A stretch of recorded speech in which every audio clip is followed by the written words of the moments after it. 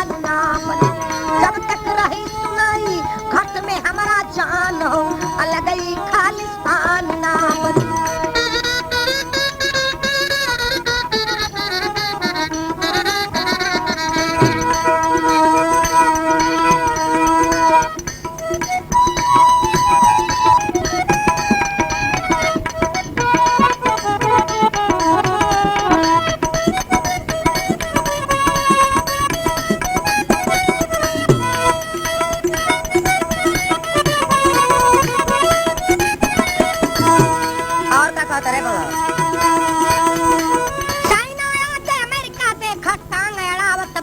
बाटे टांग अड़ावत बाटे।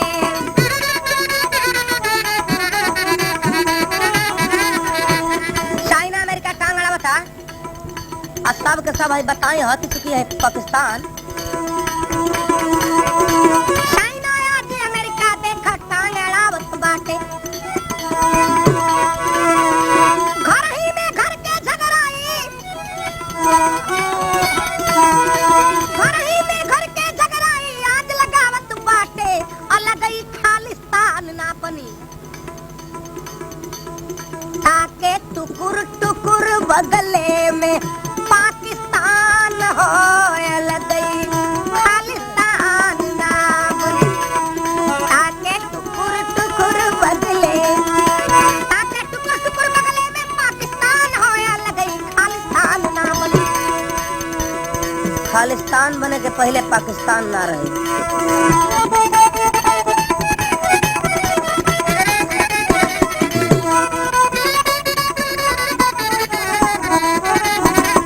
तो कहे के मतलब कि कब होई कब ना बनी, तब जबकि जब तक मेल रही आपस में दाल गले ना पाई। कबहू दाल गले ना पाई आपस में, जब तक एकता रही, जब तक मेल रही केहू के दाल गले ना पाई। नहीं तो आपस में एकता ना रही, मेल ना रही तो ठट्ठा मारे वाला पूरा एकदम। अब समझ जाए कि घर फूटे तो जवार लुटे, जवार फूटे तो का हो गए। जब तक मेल रही आपस में दाल गले ना पाई। कबहू दाल गले ना पाई। और हिंद देश के हिंदू मुस्लिम सुनीला सिख ईसाई अलग ही खालिस्तान ना बनी। कब ना बनी? अरे नाहक बैर कर जनी, नाहक बैर कर जन सब बा एक समान हो, अलग ही खालिस्तान ना। नाहक बैर कर जन सब बा एक समान हो, अलग ही खालिस्तान ना।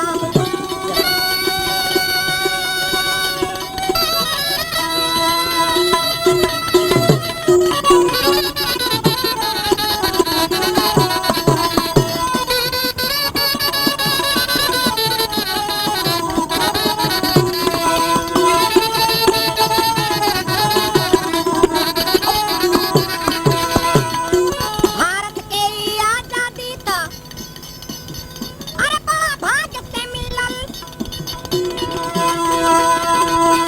देश के कतना नेता देखा फांसी पे जा झूलल, अलग ही खालिस्तान ना बनी। देखा नजर करवले बाटे बेईमान हो, अलग ही खालिस्तान ना बनी। जब तक रही सुनाई घट में हमारा जान हो, अलग ही खालिस्तान ना बनी।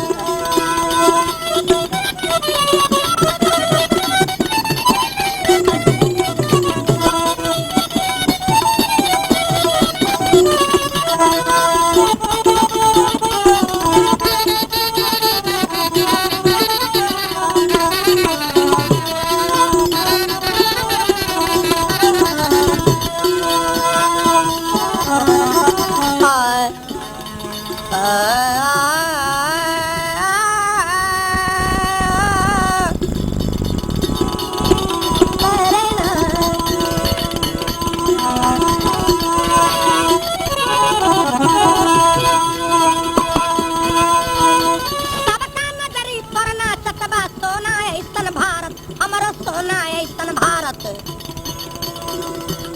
कारण में फुट बा, आपस के बैर बा, नहीं तो हस्ती के करा बा। केहू हमने से ज्यादा डेवलप नहीं करे, ज्यादा डेवलप नहीं करे। लेकिन हमने का आपस में केवल मेल नहीं, क्षत्रियता बा, क्षत्रियता का भावना, प्रांतीय भावना, जिला के भावना, गांव के भावना, गली के भावना। सबका नजरी परना चतवा सोना ऐसन भारत हमरो सोना ऐसन भारत। भारत के हित में केहू ना, भारत के हित में केहू ना, सब फूट के झंडा गाड़त अलगई खालिस्तान नाम। लिखले पांडे नगीना सुनत धर के ध्यान हो अलगई खालिस्तान नाम। लिखले पांडे नगीना सुनत धर के ध्यान हो अलगई खालिस्तान ना बनी। जब तक रही सुनाई घट में हमारा जान हो अलगई खालिस्तान ना बनी। जब तक रही सुनाई घट में हमारा जान हो अलगई खालिस्तान ना। तब तक वो औरत मर गई। जब मर गई तो बेचारा अकेला आदमी, ओकरा काफी कठिनाई होत रहे। एगो और शादी करलस। और जब दोबारा शादी भइल, औरत घर में आई तो लड़का के साथ बहुत गलत व्यवहार करत रहे। औरत का भइल, गलत व्यवहार करत रहे मतलब कि लड़का के एक दिन ऐसन भइल जो काट देलस, हत्या कर देलस।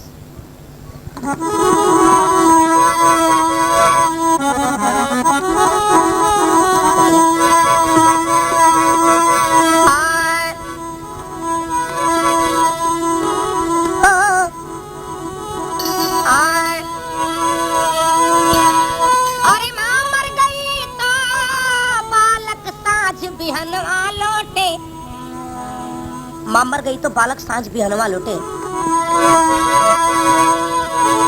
मां मर गई तो बालक सांझ बिहनवा लौटे। माता बिना ललनवा लौटे। मां मर गई तो बालक सांझ बिहनवा लौटे। माता बिना ललनवा लौटे ना।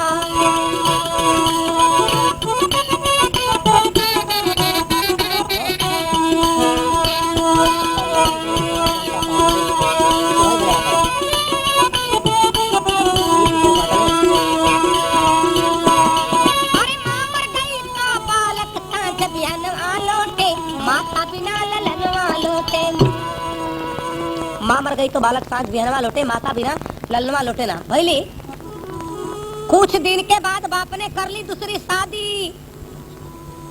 अपने सुख की खातिर कर दी बच्चे की बर्बादी। बालक के काल हो गई मैं भामतरिया। उमरिया राम बारी। बालक के काल हो गई मैं भामतरिया। उमरिया राम बारी रही।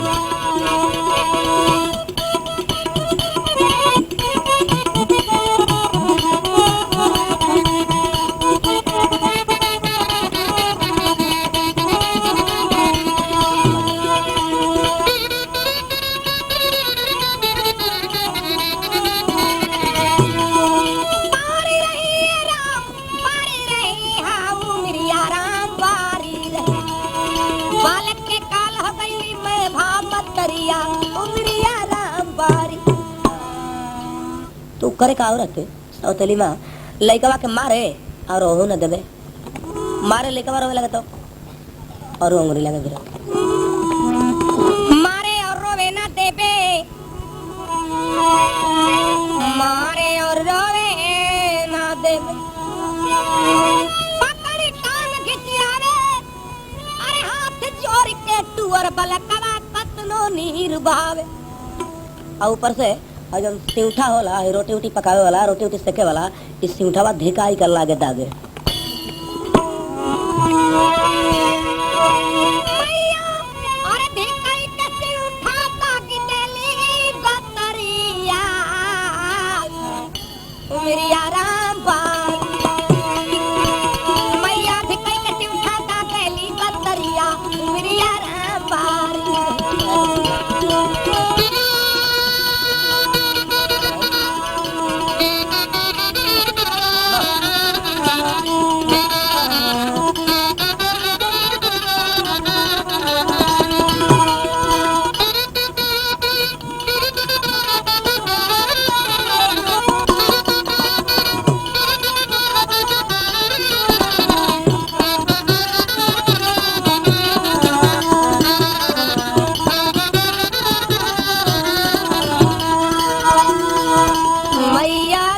कई के सिंठा दागे ली गतारिया हो उमरिया राम बारी मैया थी कई के सिंठा दागे ली गतारिया हो उमरिया राम बारी।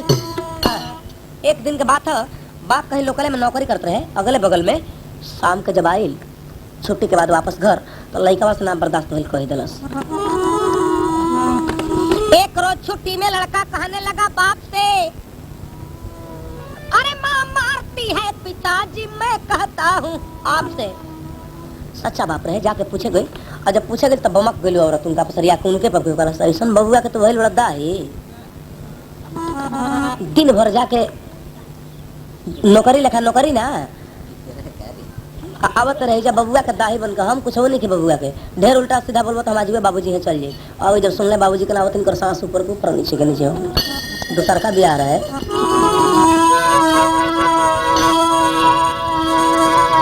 अरे बाप जब पूछे गईले बमकली में हरिया,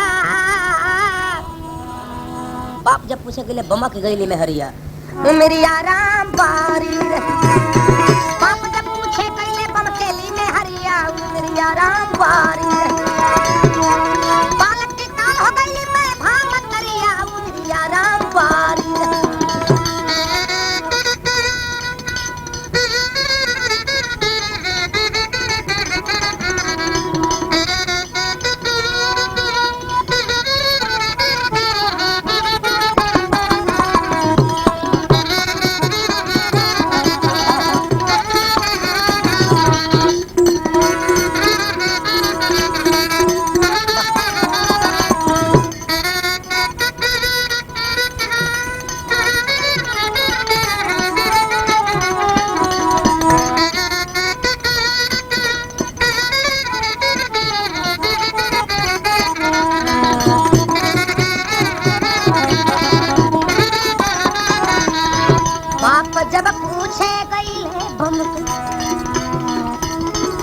बाप जब पूछे गईले बमके ली में हारिया हो मेरिया राम बारी। बाप जब पूछे गईले बमके ली में हारिया हो मेरिया राम बारी। चल गई बेचारा मुड़ी गाड़ के बाप। अब बयान भइला जब गईले अपना ड्यूटी तो घरे औरत सोचती है कि तो बड़ा खतरनाक लड़का बा देखही कि हती चुकी बड़ी 5 बरिस के। आज ते बात सुनवा दिलस, काल हो सकला कही कि पिटवाइयो दी हमरा के, कहीं हमार बाबूजी आज ले हमरा के छोले ना वो से तरना के चलल रहे है लड़का के बाबूजी कौन बड़ा भारी बा तो मारहू लगे का तो कैसन खतरनाक लड़का बा काल पिटवा दी। हो सकला जे परसों उल्टा सीधा बोल के घरों से निकलवा दी। बहुत खतरनाक लड़का बा रहन देख हम सजाए देत है रहिए बांस न बाजी बसुरी। बाप नौकरी में गइल तब नींद से लड़का जागल। अरे कट कटाई के परल मतरिया दांत पीसे लागल। ढाई के हाथवा गोड़वा बांध देली रसरिया उमेरी आराम बारी रही। ओके बाद मुंह में कपड़ा ठूस के और छुरी लेकर रेते लागल एकदम जिससे रेतल जला भोथर गणासी से। मुंह में कपड़ा ठूस के मैया बर्तन पे चलावे छुरी। अरे डोल गई सारा आसमान वो कांप गई सारी धरती। बालक जैसे तड़पे पानी बिन माछरिया उमरिया राम बारी रही। तो जरा भी दर्द न आवे बालक बीच अगनवा लोटे। मुखड़ा पर वापस नहीं जा, माँ मर गई तो बालक सांस बिहनवा लौटे वही तुम पे वापस। जरा भी दर्द ना आवे वो बेदर्दी के। तो जरा भी दर्द न आवे बालक बीच अगनवा लोटे। माता बिना ललनवा लोटे।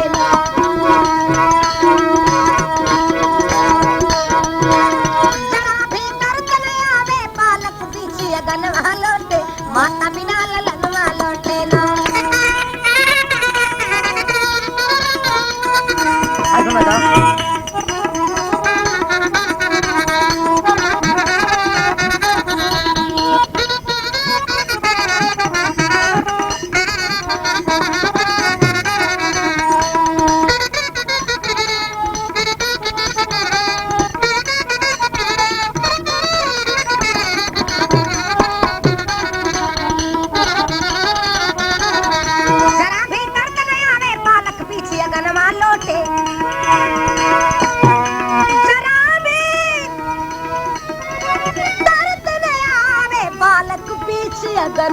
लोटे जरा भी दर्द में आवे बालक पीछे गनमा लोटे माता बिना ललनमा लोटे ना माता बिना ललनमा लोटे हत्या कर दलस काट दलस लेकर आइल बाप उधर से नौकरी से वापस सच्चा बाप रहे पूछलस का हो लइकवा निकल कोत कहां बा ये तो एकदम बन ठन के एकदम तैयार अब तो भरमावे कनु बा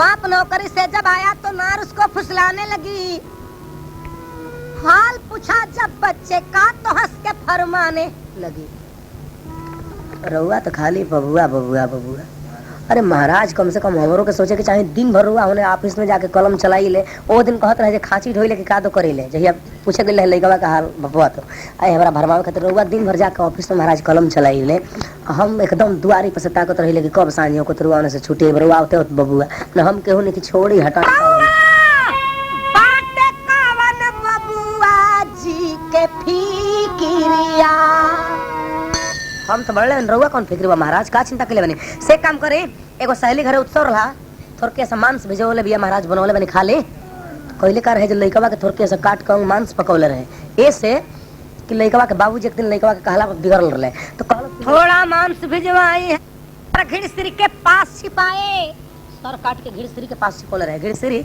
अगना में घड़ा उड़ा धर के एगो जगह होला ओकरे घिड़सरी कहल जाला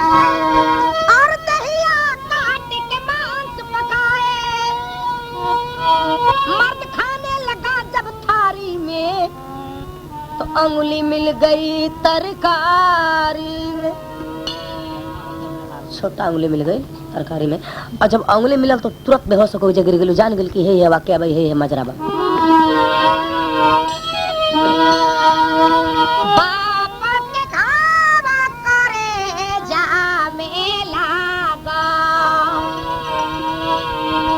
अरे मूर्छित होके गिरले ओही घरिया उमरिया राम बारी बाप मूर्छित होके गिरले ओही घरिया उमरिया राम बारी बाप अरे मूर्छित होके गिरले ओही घरिया उमरिया राम बारी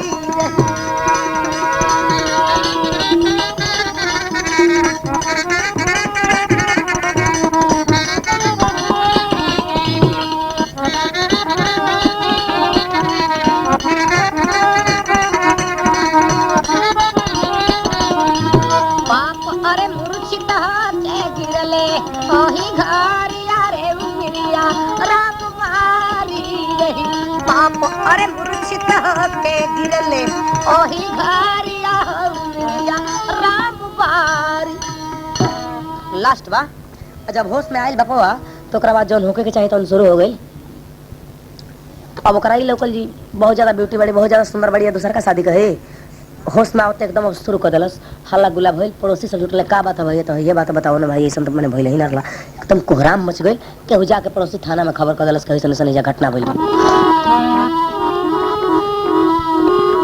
किसी पड़ोसी ने जाकर दी तुरंत थाने में खबर ऑफिसर आया तो इंक्वायरी हो गया बच्चे का सर इंक्वायरी हो गया कहाँ वहाँ मुड़िया मिलल जब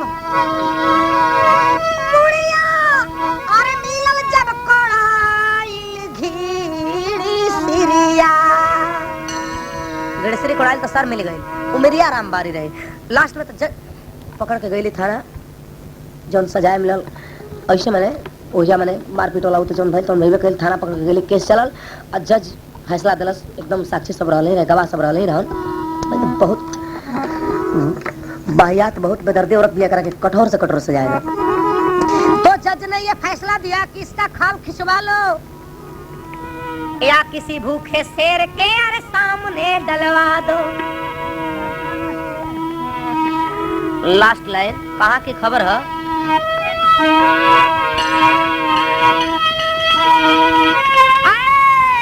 खास जोरहाट आसाम के खबरिया उमरिया राम बारी रही तो सुन के सैर सभी सब मास्टर के दुश्मन लौटे माता बिना ललन वालो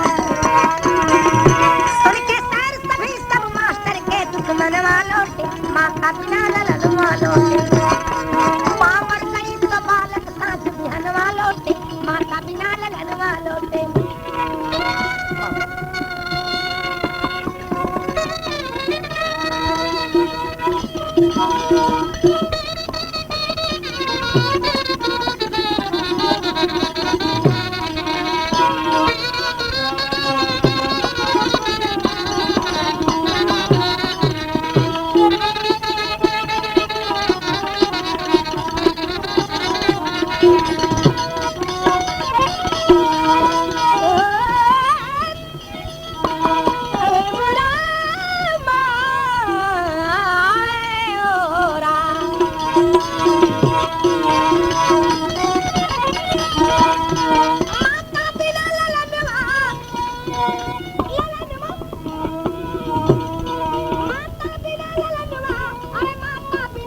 माता बिना ललन वालों से माँ मर गई तो बालक सांच बिहन वालों से माता बिना ललन वालों से माँ मर गई तो बालक सांच बिहन वालों से माता बिना ललन वालों से माँ मर गई तो बालक सांच बिहन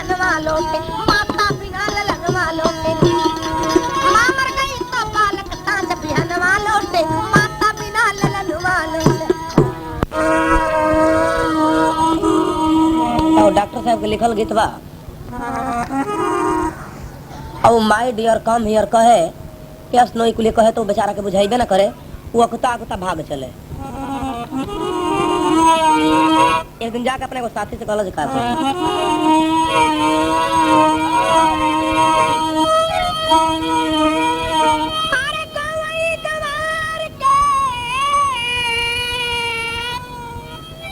गवई गंवार के गांव के गंवार के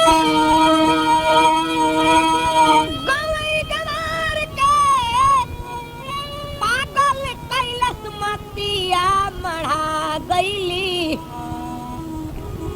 मढ़ा गईली माथे सहरी अवरतिया मढ़ा गईली माथे सहरी अवरतिया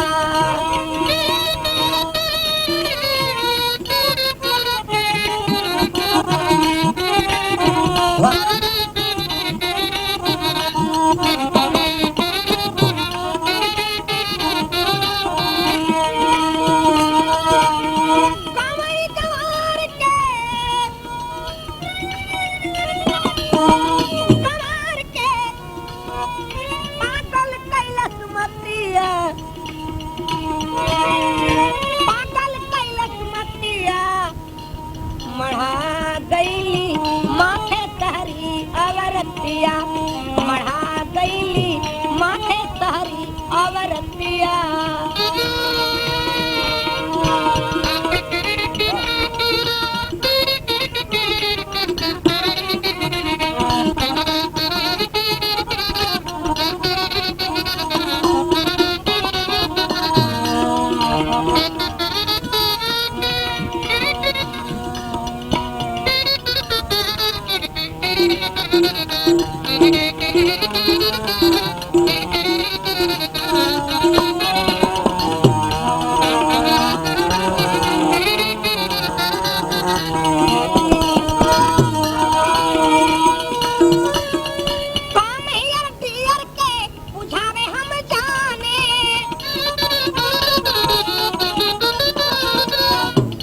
कम हियर के डियर के सब समझावे बुझावे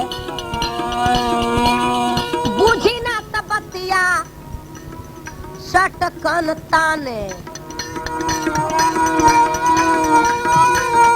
बुझी ना तपतिया अरे चटकन ताने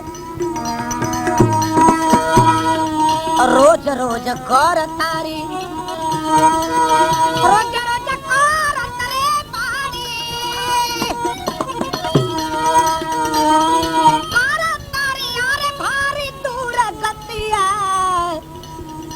मढ़ा गईली माथे सहरी अवरतिया मढ़ा गईली माथे सहरी अवरतिया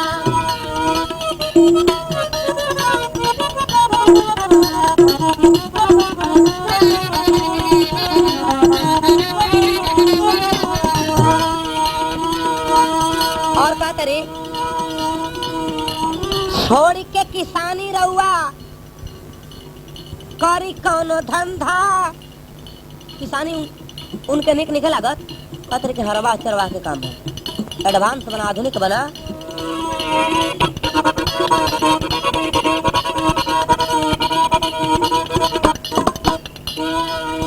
छोड़ के किसानी करी रौरा धंधा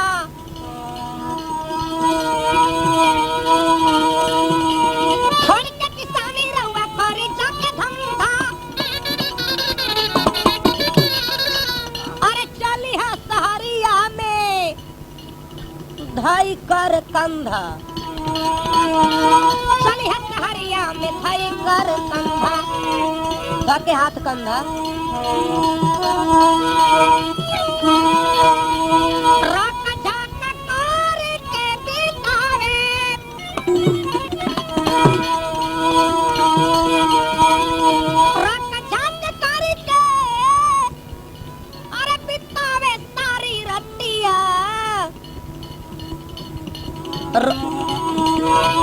बितावे सारी रतिया मढ़ा दैली माथे तारी अवरतिया मढ़ा दैली माथे तारी अवरतिया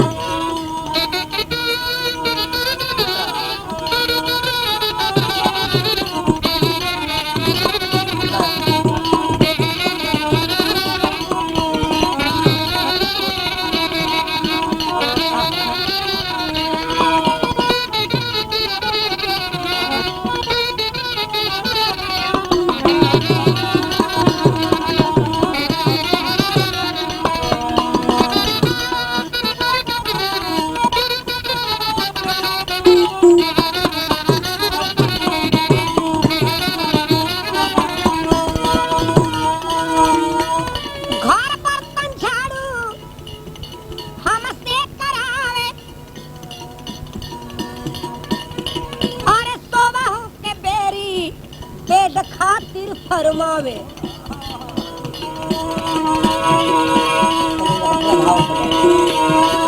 सुनता हूँ के बेरिया पेट खातिर फरमावे बिछौना बिछा देता हमारा कवार तेरे कवना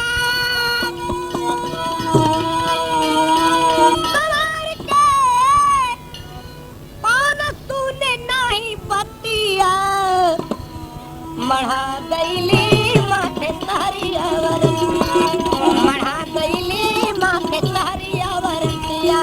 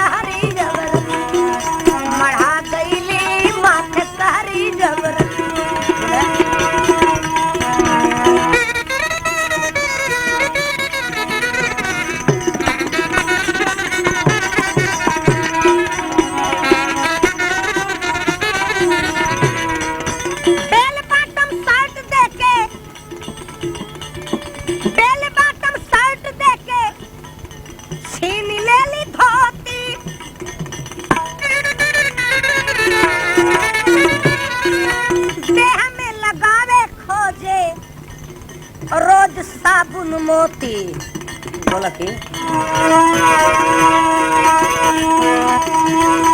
कहे अरे देह में लगाई रौरा रोज साबुन मोती तो खाले भूसाउल अब भूसा लगौले रहता रहा देह में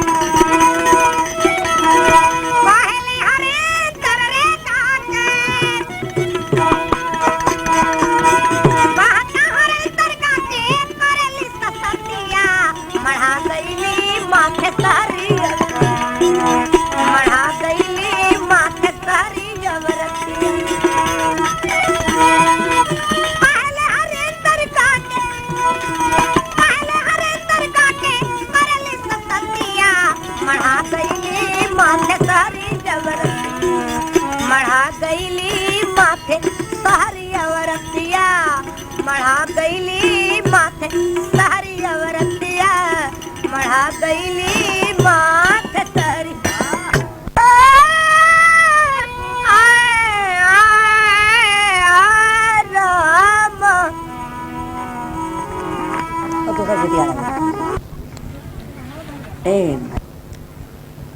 इंदिरा गांधी को गीत बा लेकिन गीत जो हत्याकांड रहे इंदिरा गांधी हत्याकांड रहे तो काफी पुराना गीत रुआ सुनना है काफी केवल ऐसे है जब उनका मरला के बाद में एगो ऐसा ही एगो आदमी को उद्गार रहे जब आग का हुई देश में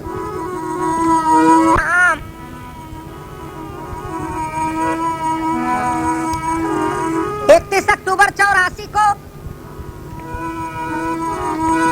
ऐसी आई आंधी रो रो कहते भारतवासी कहाँ गई इंदिरा गांधी वे थी दूत शांति की पाठ पढ़ी थी शांति की चलाया देश में शासन मिटाया नाम क्रांति श्रीमती इंदिरा लेखा कोई न क्यों भइले अब ना हुई श्रीमती इंदिरा लेखा कोई भइले न होई रोई रोई कहेला जान रे बिहान में देर भई श्रीमती इंदिरा लेखा कोई भइले न होई रोई रोई कहेला जान रे बिहान में देर भई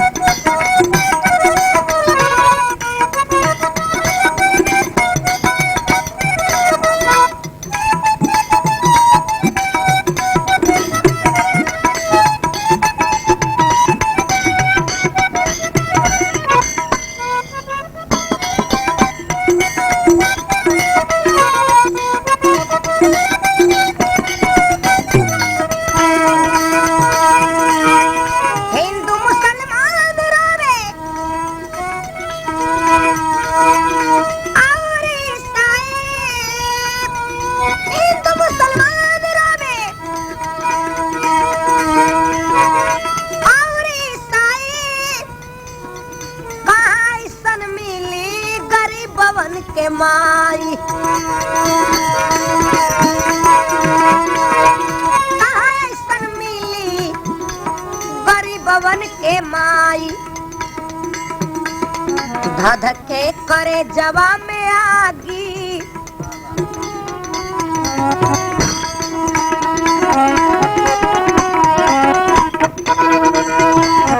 धधके करे जवा में आगी उनका ऐसन त्यागी धधके करे जवा में आगी उनका ऐसन त्यागी अब कहाँ पाई हिंदुस्तान रे बिहान में देर अब कहाँ पाई हिंदुस्तान रे बिहान में देर भई श्रीमती इंदिरा लेखा कोई भइले न होई रोई रोई कहेला जान रे बिहान में देर भई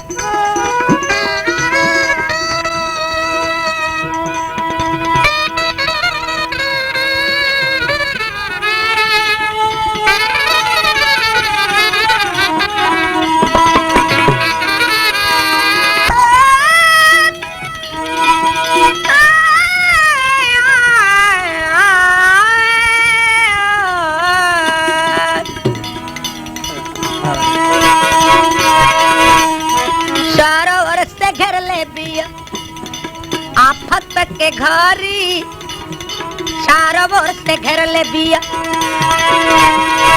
आफत के घरी ऐसन में के कर भरोसा अब करी लागता के अब ना होई पूरा काम माया धूरा लागता के अब ना होई पूरा लागता के अब ना होई पूरा काम माया धूरा सुखी जाए शांति के बगान रे बिहान में देर भई सुखी जाए शांति के बगान रे बिहान में देर भई लागता के अपना होई पूरा बोले को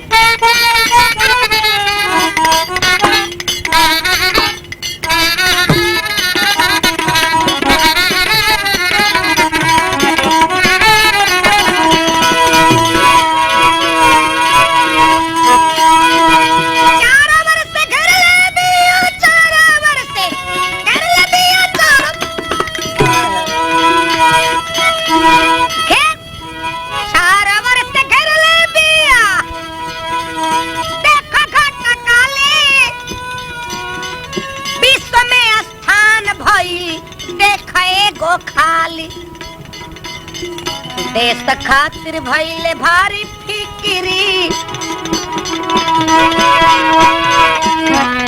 देश खातिर भइले भारी फिकिरी सोचले गायत्री बिहार बंगाली के महान व्यास गायत्री ठाकुर के लिखल गीत है और के कर देशवा के उत्थान रे बिहान में देर भई के कर देशवा के उत्थान रे बिहान में देर भई मती दरा लेखा कोई भइले न होई रोई रोई कहला जहान रे बिहान में देर भई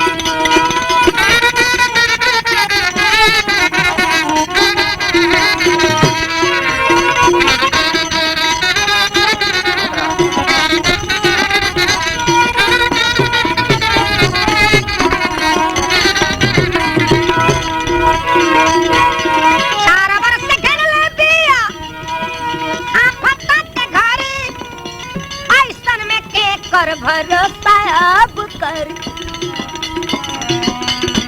धधके करे जवाब में आगी आगी धधके करे जवाब में आगी